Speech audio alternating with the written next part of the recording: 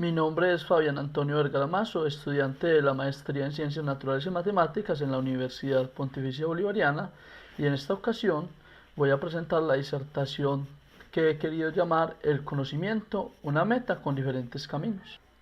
En los últimos tiempos las matemáticas se han venido convirtiendo en un dolor de cabeza constante, en un problema no solo para profesores, sino también para los estudiantes, debido a diferentes circunstancias que han afectado todo el sector educativo, pero aún con más fuerza la asignatura de matemáticas, principalmente por su nivel de abstracción. Ante esta problemática que se presenta con el área de matemáticas, los profesores o maestros de matemáticas debemos tener la capacidad de generar nuevas estrategias que le permitan al estudiante acercarse al conocimiento desde diferentes puntos de vista, pues en ocasiones el correcto aprendizaje es una cuestión de método, ya sea el método en el que enseñamos o el método o la forma en la que aprende el estudiante. Además, debemos tener claro que el problema no es simplemente el estudiante, también tiene que tomar parte de ello la sociedad y principalmente la familia, que se debe comprometer con la formación de los hijos y de los nuevos ciudadanos como nuevos seres humanos. En este dibujo por eso se pretende que la escuela más la familia es la que genera la educación de los nuevos seres humanos, de las nuevas personas. En este caso es muy necesaria la ayuda de los padres o de los hermanos mayores en la formación de los contenidos y conceptos matemáticos. Pero ante todas estas circunstancias, lo primero que debemos preguntarnos es ¿qué es el conocimiento? Entonces, al respecto, Nonaka y Takeichi conciben el conocimiento como un proceso humano y dinámico de justificación de las creencias personales en búsqueda de la verdad. Con ello lo que buscamos es reconocer que no existe una única verdad, existen diferentes verdades dependiendo la percepción, la concepción, la cultura y las creencias de los individuos. Benzin analiza el conocimiento según tres teorías epistemológicas. La primera, la teoría cognitiva, la segunda, la teoría cognocionista y la tercera, la teoría constructiva. La primera, o sea, la cognitiva, busca principalmente recoger, difundir y transmitir información. La teoría conexionista, por su parte, se centra en las relaciones y no en el individuo ni en el sistema. Por último, el constructivismo planteado por Vygotsky se centra en la interpretación y propone que el conocimiento no se transmite, sino que se adquiere con la experiencia. Por último, queda más que aclarar que el conocimiento no es más que la capacidad de un individuo para realizar juicios en un contexto. Dejando de un lado el tema del conocimiento, pasaremos a hablar del aprendizaje como aquel instrumento que nos permite lograr un conocimiento. Al respecto existen varias teorías que intentan responder una pregunta común en estudiantes y sobre todo en docentes, y es cómo aprendemos los seres humanos. Aquí trataremos tres teorías: la asociativa, propuesta por la Gestalt, el conductismo propuesto por Watson y el constructivismo propuesto por Vygotsky. En la primera, el aprendizaje está ligado con los estímulos, principalmente en la relación estímulo-respuesta. El conductismo, al igual que el asociativo, tiene la relación de estímulo y respuesta, pero en esta ocasión se busca ser muy repetitivo con el fin de generar y que se quede en la mente esas respuestas que sean, reitero nuevamente, de tipo repetitivo. Y por último, el constructivismo, que busca principalmente que el estudiante o que quien aprende genere sus propios conocimientos a partir de la experiencia y la interacción con los demás y con su entorno, siempre teniendo claro que lo que se busca cuando intentamos responder cómo aprendemos es que lo que aprenda cada persona tenga verdadero significado. Buscamos que estos aprendizajes sean verdaderamente significativos. Pero el aprendizaje implica, en nuestro caso como docentes, también la enseñanza. Ese es nuestro principal reto, procurar que el estudiante aprenda. Pero aprender no solo como conceptos, contenidos que son necesarios e importantes, sino también comprenderlos. Y al comprenderlos le va a permitir aplicar todo eso que aprende y además comprende en cualquier contexto, en cualquier situación que le sirvan en la vida, no solo en la vida escolar, sino en la vida en general.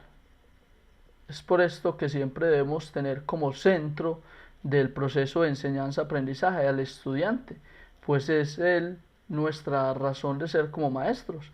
Y como lo plantea esta frase, quien se atreve a enseñar nunca debe dejar de aprender. Y en nuestro caso nunca debemos dejar de aprender nuevas estrategias, nuevos métodos y nuevas formas de acercar al estudiante al conocimiento, a su comprensión y a su uso en la realidad. En este proceso de enseñanza y aprendizaje del que hemos venido hablando, juega un papel muy importante el lenguaje, pues es indispensable ya que permite el desarrollo de nuevas formas de pensamiento y adquisición de nuevos conocimientos, principalmente porque el lenguaje permite la interacción primero con otros seres humanos, con la sociedad en general y sobre todo con nuestro entorno político, social o económico, que de cierta forma influyen en lo que aprendemos o no. Todos tenemos conciencia de que el lenguaje es algo muy importante, pero ¿qué es el lenguaje? Al respecto, Ríos enumera 3 elementos comunes en cada una de las definiciones que plantea en su texto. El primero es que el lenguaje se puede interpretar como un sistema compuesto por unidades, signos lingüísticos. La segunda es que la adquisición y uso de un lenguaje por parte de los organismos posibilitan estos formas peculiares y específicas de relación y de acción sobre el medio social. Por último, el lenguaje da lugar a formas concretas de conducta, lo que permite su interpretación o tipo de comportamiento. Vygotsky plantea que el lenguaje permite una interacción entre el ambiente y los individuos o entre individuos mismos. Esto es posible gracias a la mediación y el uso de algunos instrumentos del lenguaje, que son la lengua propiamente dicha y los símbolos utilizados, que cambian de un lugar a otro o de personas a personas. Todo esto dependiendo del contexto en el que se use. Después de hablar del conocimiento, del aprendizaje, de la enseñanza y sobre todo de la importancia del lenguaje en el proceso de aprendizaje, de enseñanza-aprendizaje, es necesario hablar de un tipo de aprendizaje importante y relevante que debemos tener en cuenta todos los docentes. Es el aprendizaje significativo. Este es un aprendizaje que cobra sentido para el estudiante. Por lo tanto, la información y el conocimiento es más duradero. Además, permite adquirir nuevos conocimientos a partir de los que ya están estructurados en la mente de los estudiantes o de quien aprende. Y por último, permite relacionar la información entre sí, generando un conocimiento más global, de tal forma que lo pueda utilizar en cualquier contexto. El aprendizaje como tal tiene diferentes pasos y el aprendizaje significativo no es ajeno a estas circunstancias. El primer paso es la representación, en la que se busca reconocer y categorizar la nueva información. Después de que se reconoce y categoriza, se pasa a generar nuevos conceptos, ya que no solo se habla de agruparlos, sino de saber qué significan. Cuando saben qué significan y los reconocen, es más probable que pueda generar nuevos conocimientos, es decir, unas proposiciones. Esos conocimientos se convierten además en bases para hacer nuevas representaciones, nuevos conceptos, convirtiéndose en un ciclo en el que siempre aprendemos cosas nuevas. Pero en el aprendizaje significativo, si es lo que buscamos en nuestros estudiantes, tenemos como maestros unos retos. Y uno de esos es entender que el trabajo del maestro no es enseñar, es propiciar que los estudiantes aprendan, para lo cual debemos buscar diferentes alternativas, de tal manera que de acuerdo a sus capacidades y estilos de aprendizaje adquieran el conocimiento, dependiendo de los niveles también en los que se encuentran. Para eso tenemos que tener muy claro que el conocimiento es un objetivo que tiene diferentes caminos. Ante esto podríamos preguntarnos, pero ¿cuál es el mejor? Lo habíamos mencionado anteriormente, que todo depende del contexto o el lugar donde se esté trabajando e incluso la persona o el individuo con quien se esté abordando cierto tema. Por eso, como se ha mencionado desde el principio, hay diferentes maneras de acceder al conocimiento y su uso o no dependen del contexto, la realidad educativa particular, no solo del centro educativo, sino del individuo. Después de abordar diferentes elementos teóricos, es necesario poner esto en práctica. En el quehacer educativo se hacen diferentes elementos, diferentes actividades que buscan generar en el estudiante verdaderos aprendizajes significativos, principalmente en el área de matemáticas, pues como se mencionó al inicio de esta presentación o disertación, es una de las materias que más problemas tienen no solo para el estudiante, sino también para el docente. Al respecto vamos a abordar dos temas con actividades que normalmente hago como docente en la institución educativa San Luis del municipio de San Luis en los grados quinto, y es el tema de fracciones y resolución de problemas.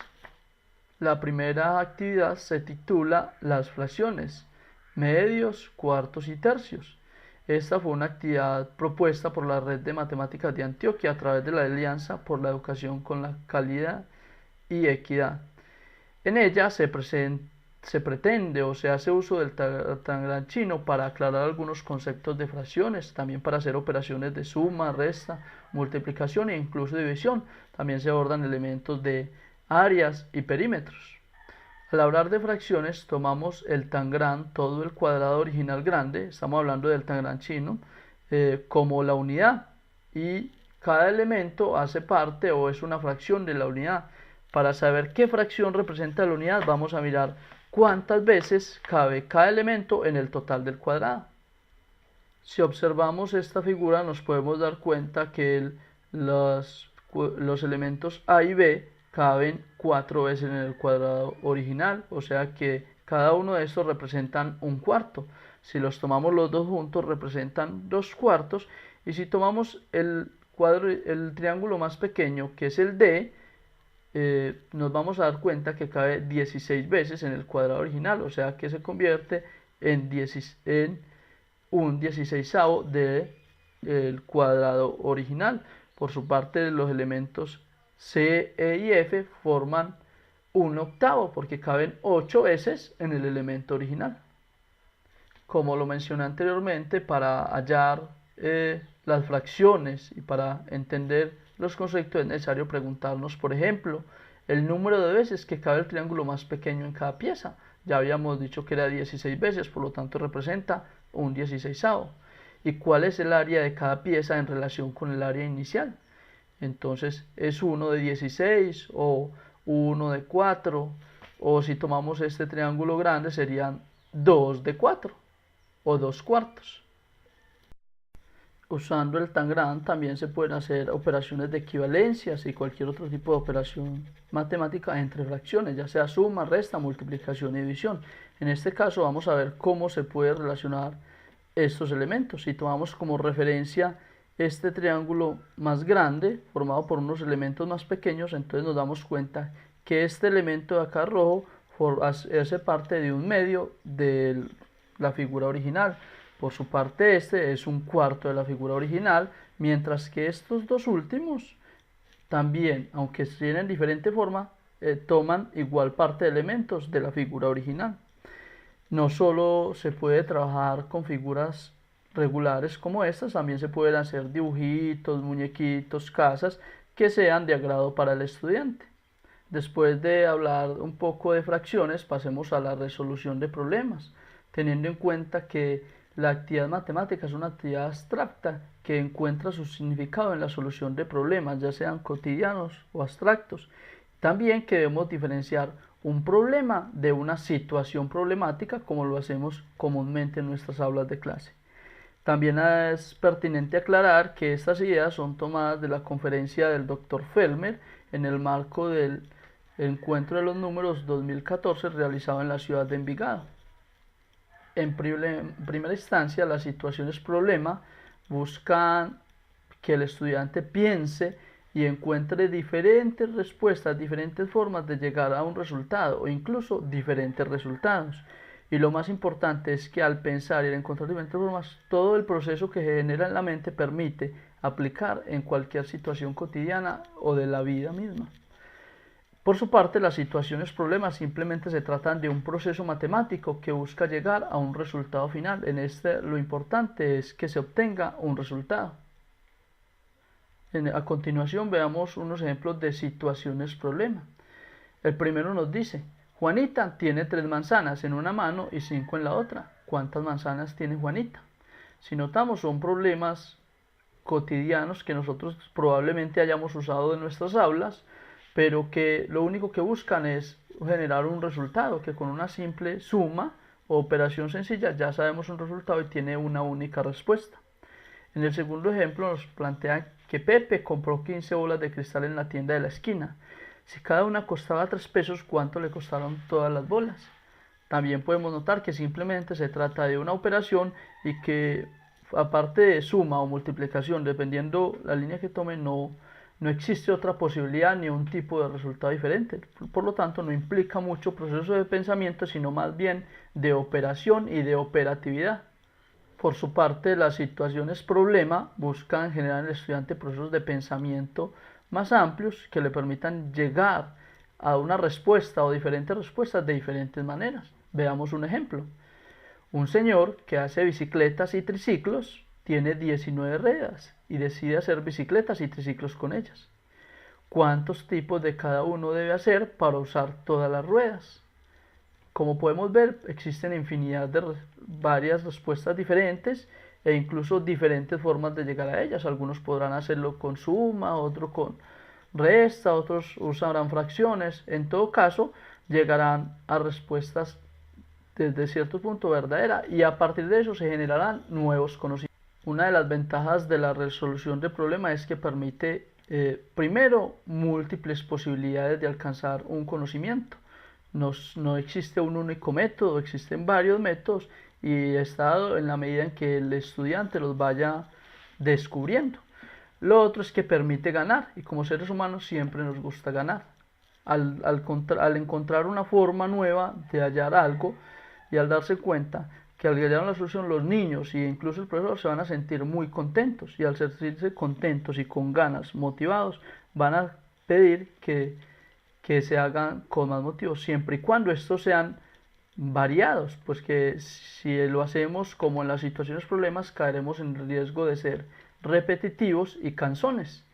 Y lo otro es que estos conocimientos se convierten en la puerta o la base para nuevos conocimientos más avanzados siempre y cuando hayamos generado en el estudiante una correcta sensibilización. Y lo más importante de todo es que la situación y la resolución de problemas permite ser usada en cualquier área del conocimiento y lo que se aprende y los procesos mentales hacen que nuestra mente esté preparada para aplicarlo en cualquier área del conocimiento, o sea, matemáticas, ciencias sociales, como se mencionó anteriormente. Como conclusiones a esta disertación podríamos decir que el aprendizaje es un proceso y como tal no se puede llegar al final sin seguir los pasos necesarios. Además, resaltamos la importancia del lenguaje, ya que nos permite acceder al conocimiento de diferentes maneras. Y también mencionamos que el problema educativo no involucra solo al docente, también tiene que ver con la sociedad, pero principalmente con la familia. Y como maestros debemos preocuparnos o procurar el aprendizaje de los estudiantes mirando bien nuestros métodos, pero sobre todo mirando el individuo y la forma en la que aprende el individuo o el estudiante. No queda más que agradecer a todos por su atención, esperamos haber cumplido con sus expectativas y poder generar en ustedes la inquietud, sobre todo en la aplicación de estos temas abordados en la vida cotidiana, sobre todo en nuestra vida como docentes.